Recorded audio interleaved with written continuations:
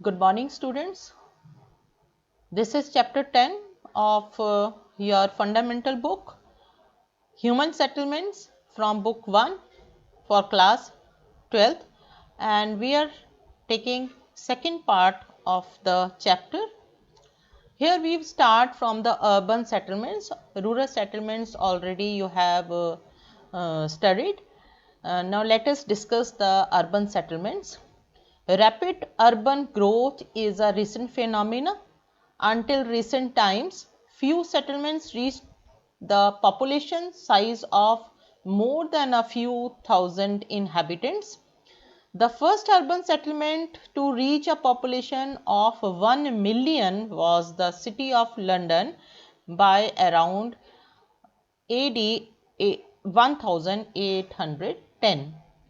अगर हम आज का समय देखें रिसेंट फिनोमिना तो we are see that urban growth is more important जहाँ पर अगर हम एंशियंट टाइम में देखेंगे तो जगह जगह रूरल सेटलमेंट्स जो हैं उनकी ग्रोथ हो रही थी, कस्बों की ग्रोथ हो रही थी, टाउन्स की ग्रोथ हो रही थी, लेकिन nowadays urban settlements जो हैं they are growing very quickly.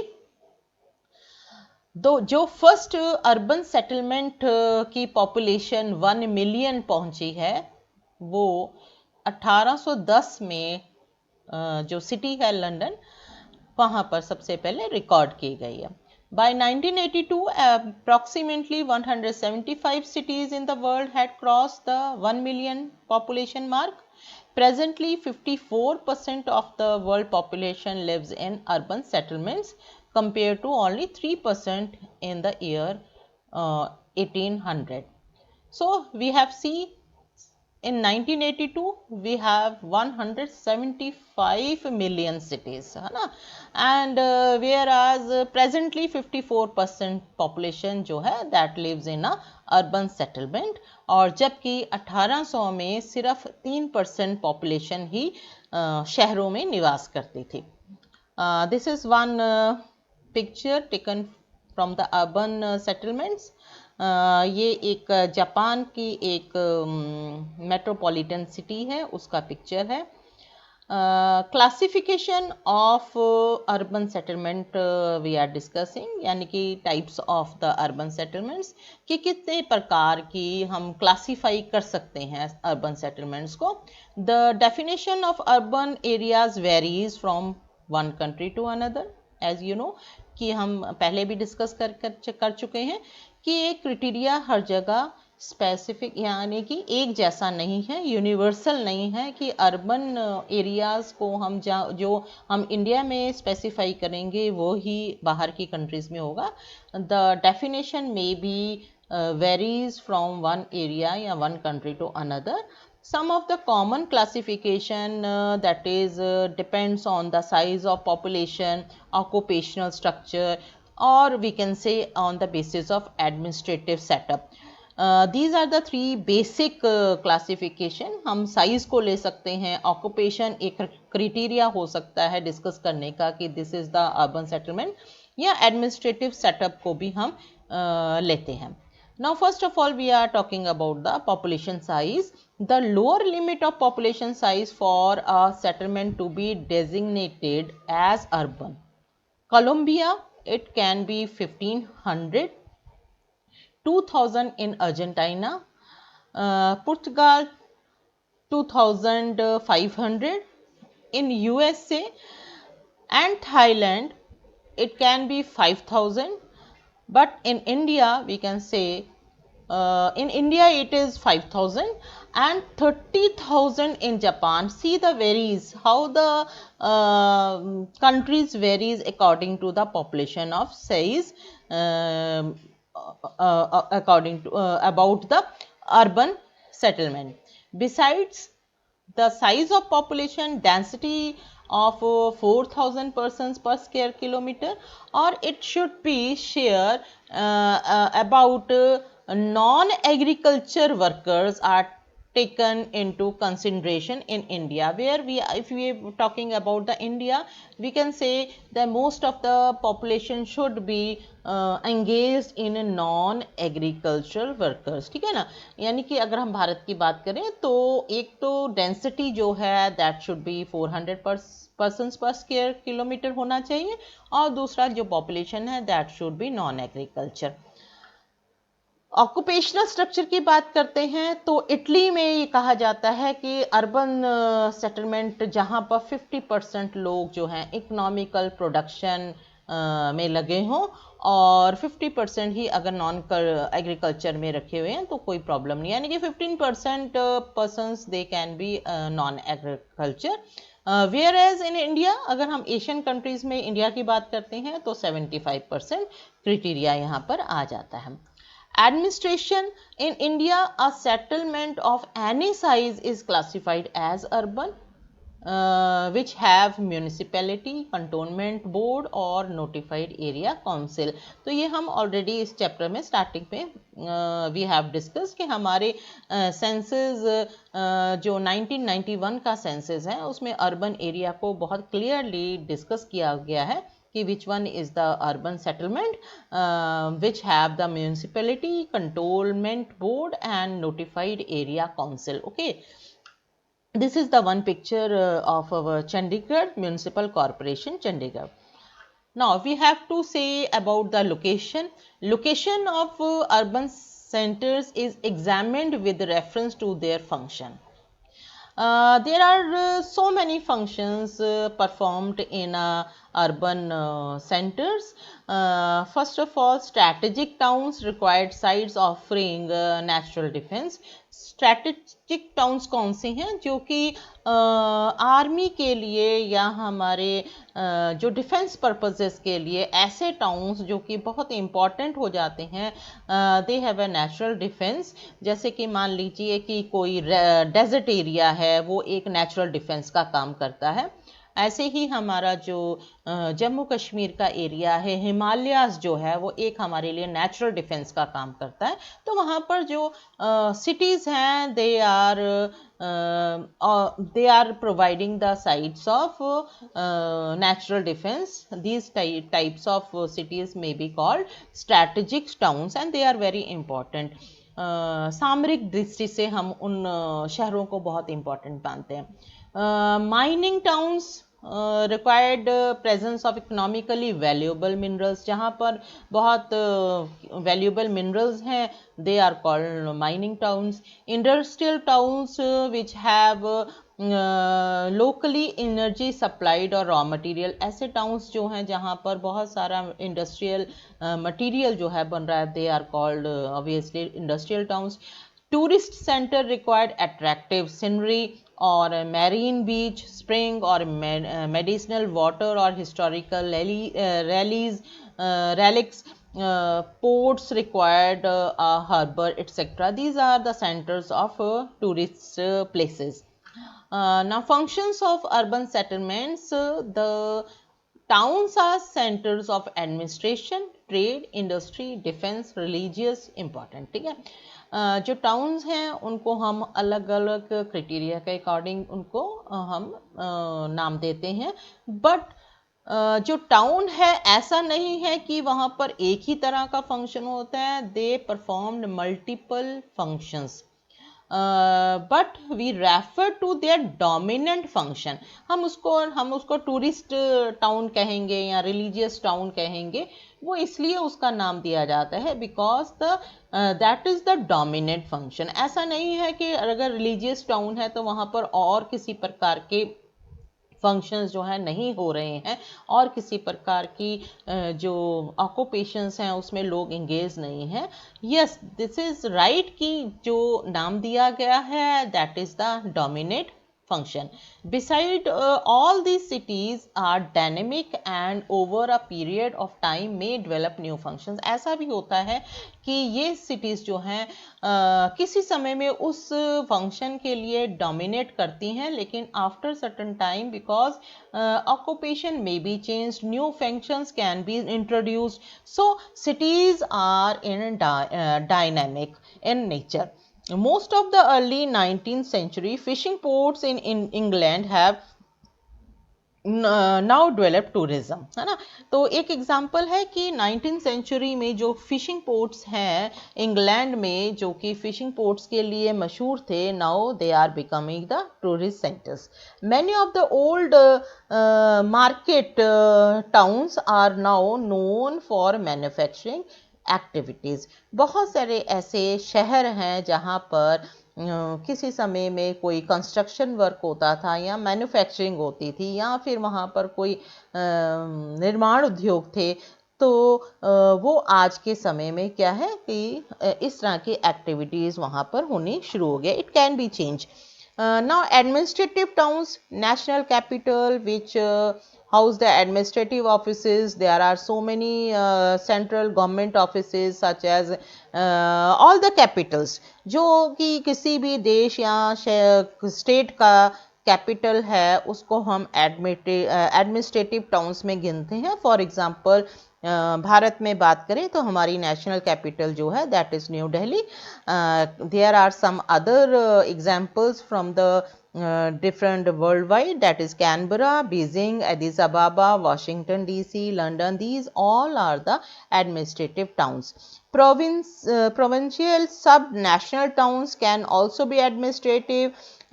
For example, Victoria, British Columbia, Albany in New York, Chennai in Tamil Nadu. तो कुछ और भी सब नेशनल टाउन्स भी हो सकते हैं। जरूरी नहीं है कि नेशनल कैपिटल ही जो है वो एडमिनिस्ट्रेटिव टाउन होगी। जैसे कि भारत की अगर हम बात करें तो each and every state capital is also a administrative town. This is picture from the North Block in New Delhi.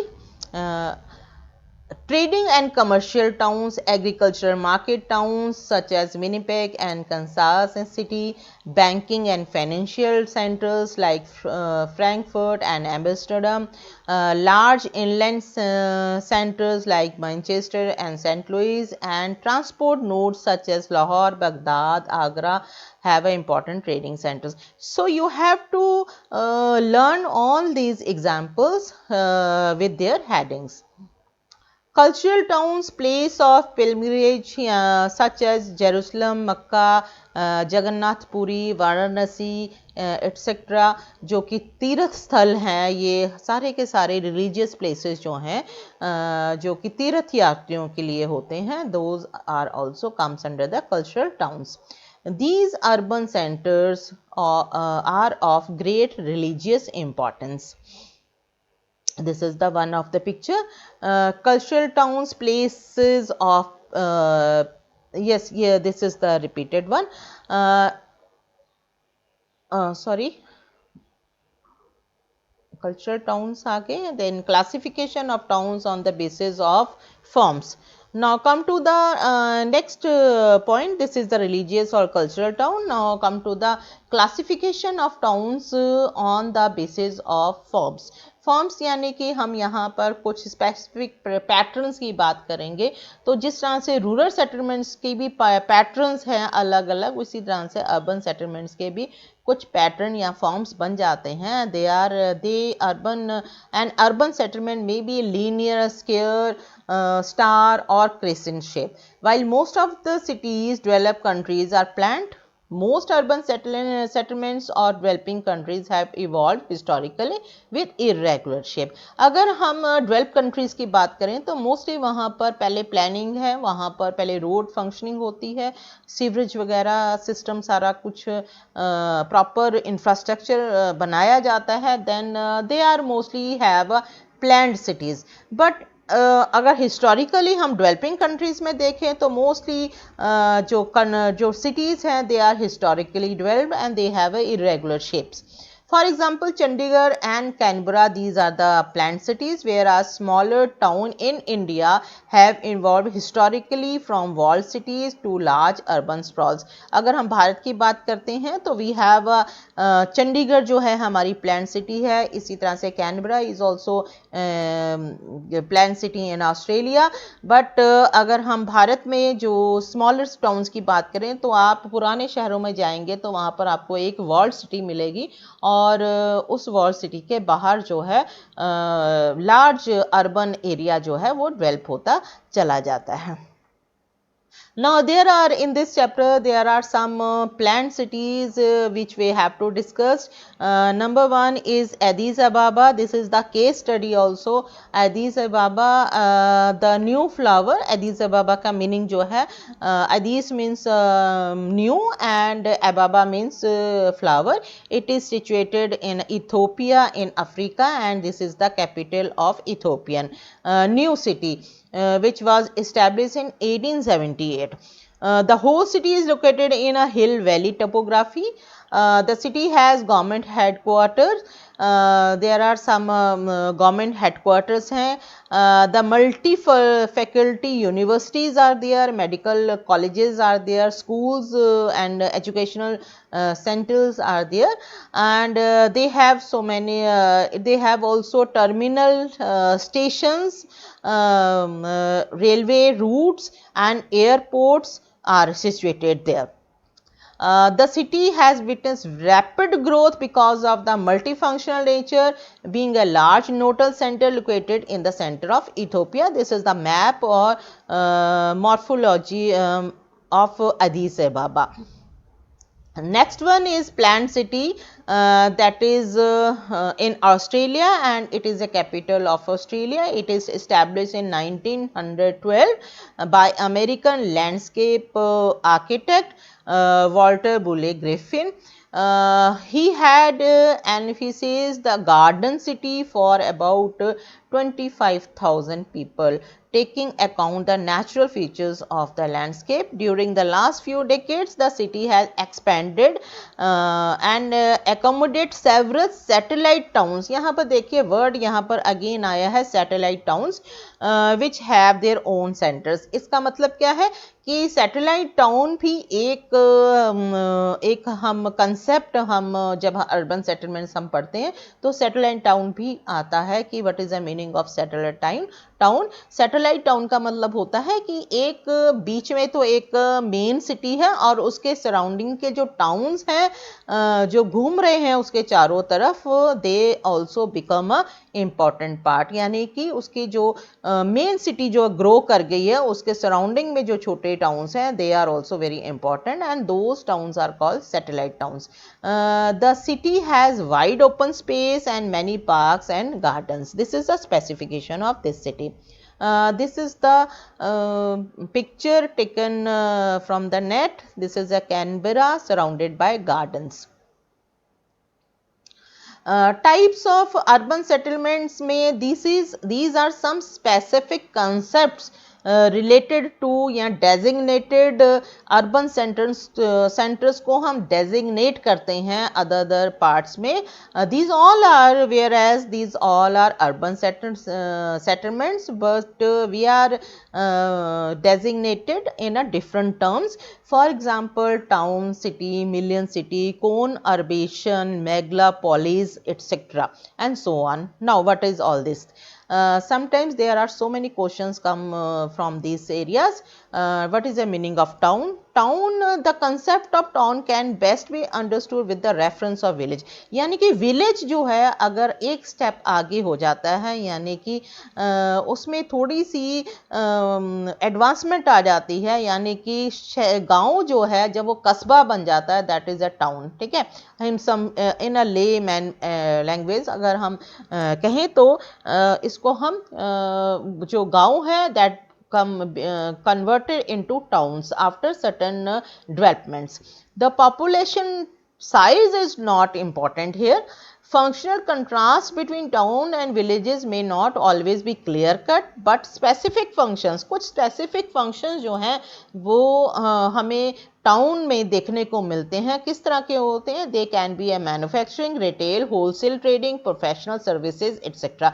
जबकि हम गाँव में हमें ये जो फंक्शंस हैं या ये जो सर्विसेज हैं वो नॉर्मली देखने को नहीं मिलती हैं. लेकिन अगर हम टाउन में जाते हैं तो इस तरह की फंक्शंस जो हैं वो नॉर्मली हमें देखने को मिलती हैं. किस तरह की? रिटेल शॉप्स हैं, होलसेल ट्रेडिंग है या प्रोफेशनल सर्विसेज हैं. इस तरह की हमें टाउनशिप्स में नज़र आती हैं. city. What is the meaning of city? Actually, the city, in fact, the physical form of highest or most complex type of associative life. So, according to Louis Mumford, he explained that the city is in a fact the physical form of the highest and most complex type of associative life. Cities are much larger than towns and have greater number of economic functions and economic activities or functions. It means ki they are more professionals are there. Their services are also more क्या कह सकते हैं हम more specific, you can say. They tend to have transport terminals, major financial institutes, or you can say there is a presence of some regional administrative offices also there. और वही city जब 1 million population cross कर जाती है then it is designated as a million city. ठीक है, जब population cross हो जाएगी मिलियन, 1 मिलियन से ज़्यादा हो जाएगी तो उसको हम मिलियन सिटी का नाम देंगे. Conurbation, now see the meaning of conurbation. The term कोन Arbation was coined by, introduced by Patrick Geddes in 1915, which means it applied to a large area of urban development that resulted from the merging of original separate town or cities. For example, Greater London, Manchester, Chicago, Tokyo are the example. अभी हमने last time, अगर हम आपको याद हो कि हम urban settlements जो है पढ़ाते हुए हमने आपको अर्बन एग्लोमरेशन का नाम आपने सुना होगा. This is the also one specific word, urban agglomeration.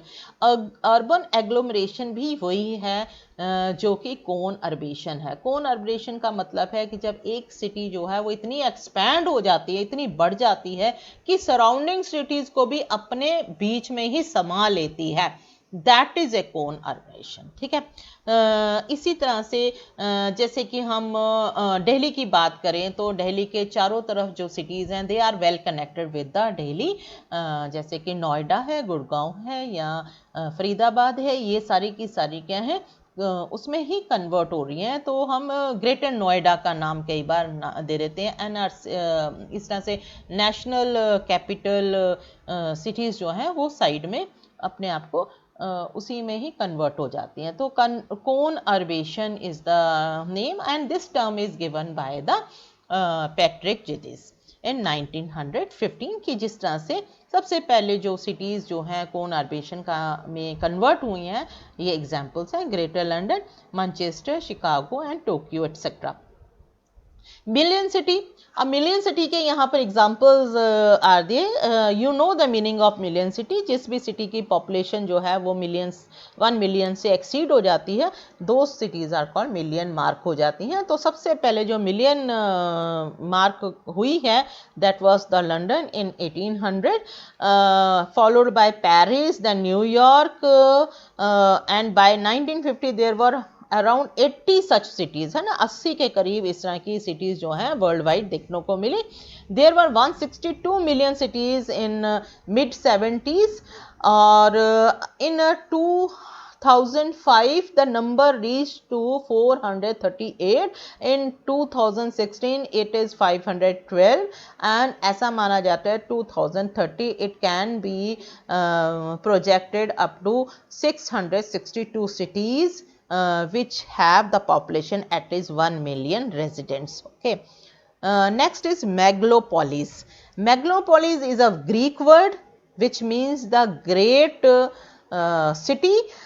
Was popularized by Gene Gottman in 1957 and he signifies the super metropolitan regions. ठीक है, that is as you can say union of cone urbation. ठीक है, the urban landscape stretches from Boston in the north to south of Washington DC in USA is the best example of the megalopolis. यानी कि जब million city भी और expand कर जाती है, सुपर मेट्रोपॉलिटन सिटी बन जाती है, that is called megalopolis. And this is the word derived from the Greek language, Greek word which means the great city. So you have to learn all these concepts related to urban settlements. Now distribution of mega cities. Mega cities जो हैं, a mega city or megalopolis, a general term we can say for the cities together. Megapolis and mega cities is the same thing, and they are suburbans with the population of more than 10 million people.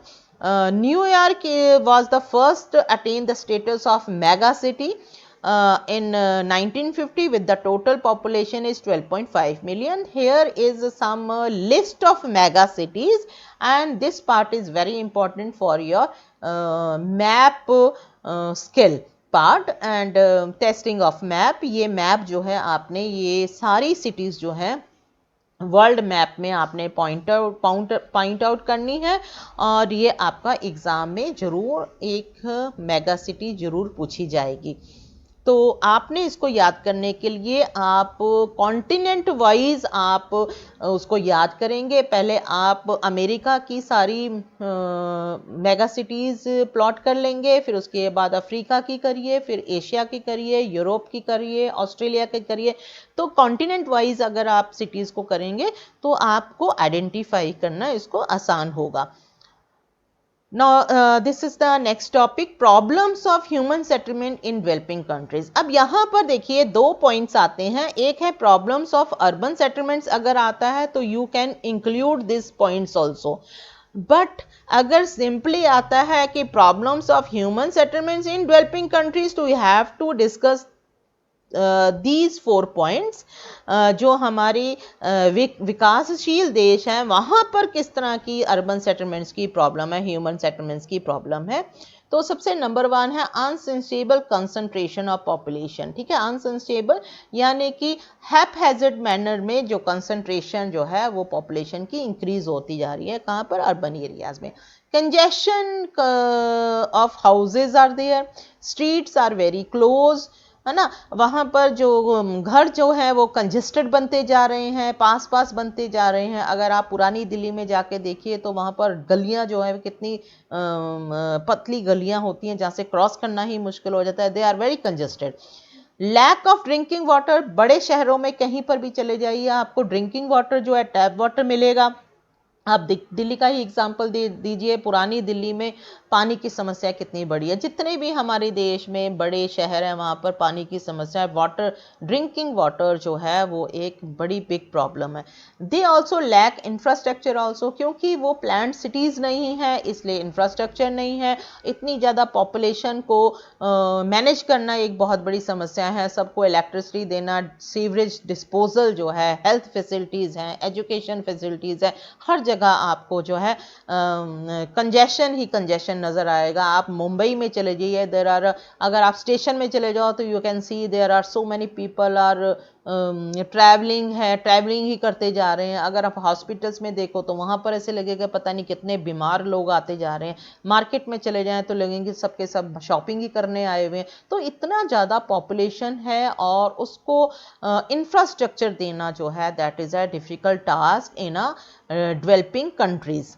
In a journal, we can say there are so many problems in urban settlements. Number 1, people flock to cities to avail employment. Normally लोग जो हैं वो जो urban settlements में शहरों की ओर भाग आते हैं कि सोचते हैं कि there are so many opportunities और civic amenities वहाँ पर बहुत अच्छी हैं, हमें जो फैसिलिटीज़ हैं वो बहुत अच्छी मिल जाएंगी। बट जब से डेवलपिंग कंट्रीज़ में अनप्लैन्ड सिचुएशंस हैं तो वो उसके कारण सीवियर कंजेशन जो है वो झेलना पड़ता है in urban cities.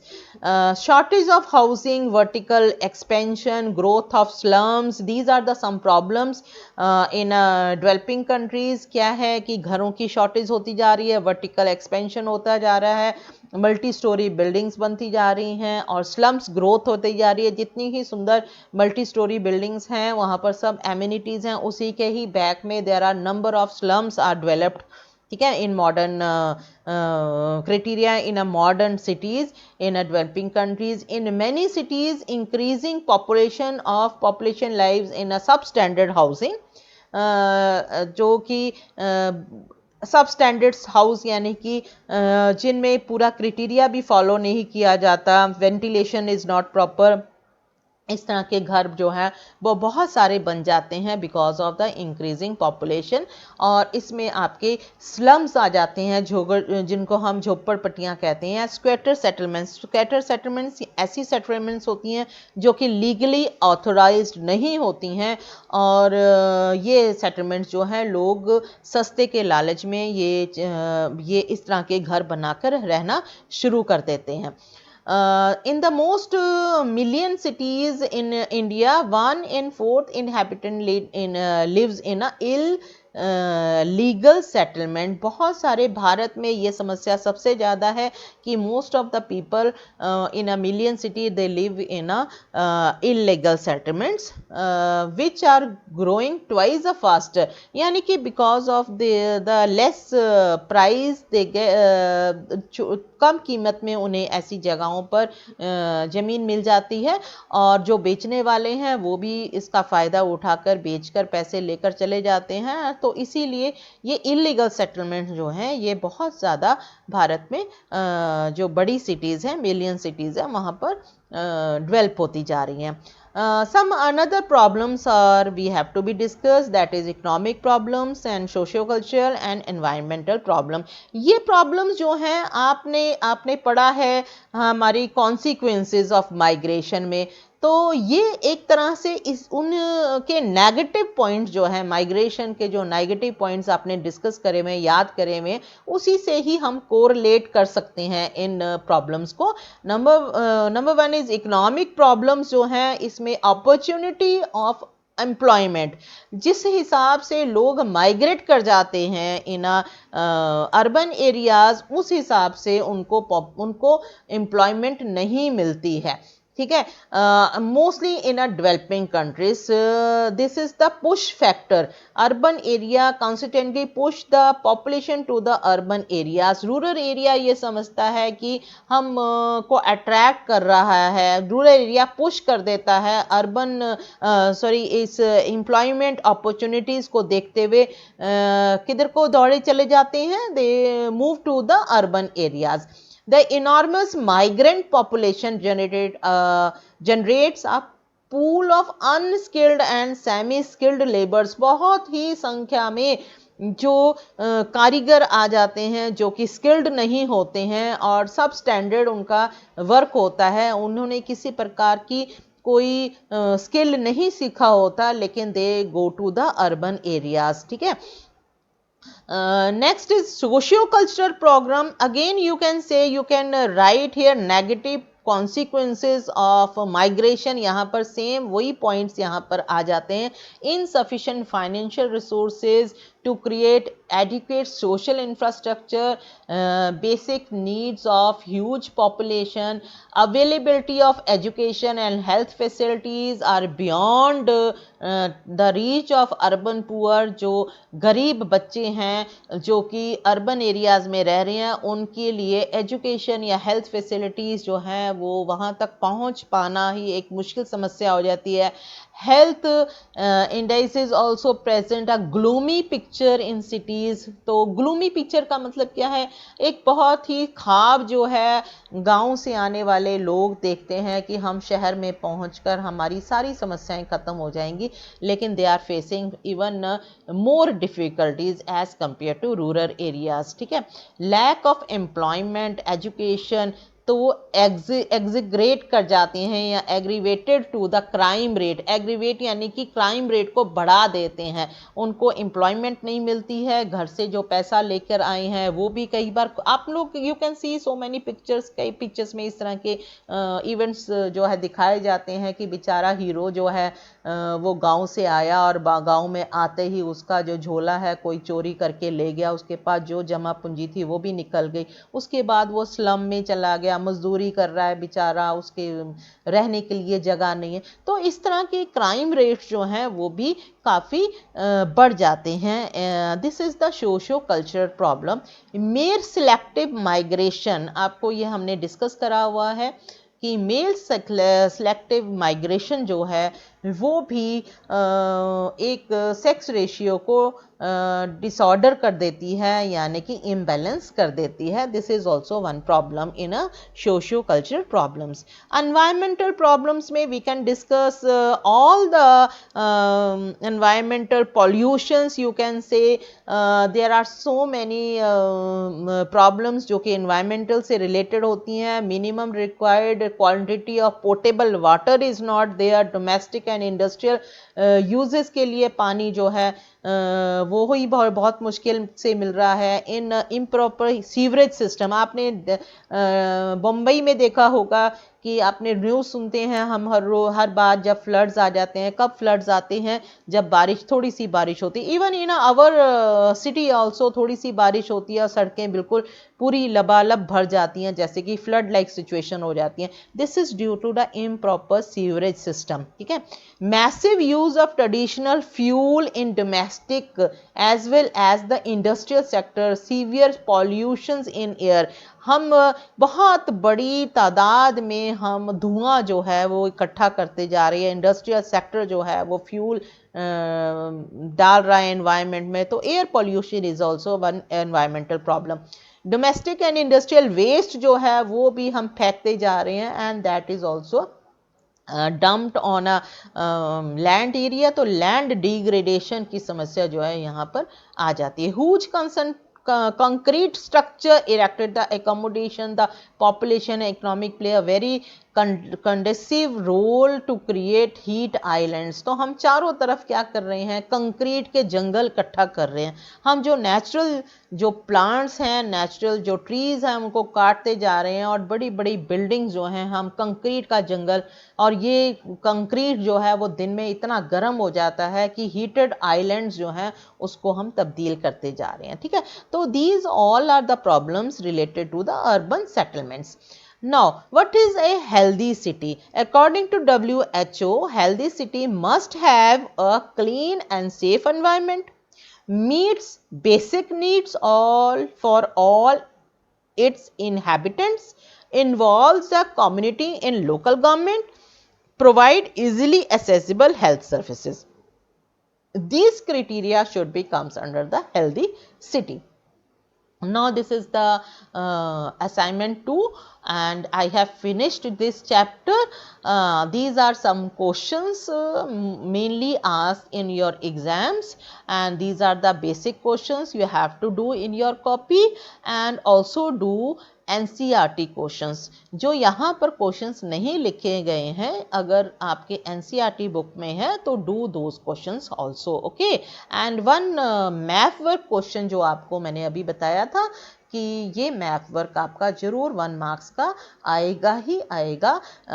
That is any city, कोई भी सिटी जो है आपको मार्क करी हुई होगी मैप में, और you have to be identify कि ये इस्तांबुल है, कि कोलकाता है, कि टोक्यो है, कि बीजिंग है, कि मैक्सिको है। तो देयर आर क्लोज रिलेशंस, और बहुत सिटीज़ तो ऐसी हैं जैसे शंघाई एंड बीजिंग में बहुत सारे बच्चे कन्फ्यूज़न में आ जाते हैं, और वो शंघाई की जगह बीजिंग और बीजिंग की जगह शंघाई जो है वो आइडेंटिफाई करते हैं। तो you have to take practice of this. These are the 31 cities and you have to show. पहले मार्क कर लीजिए आप अपने वर्ल्ड मैप के ऊपर और उसको प्रैक्टिस कीजिए।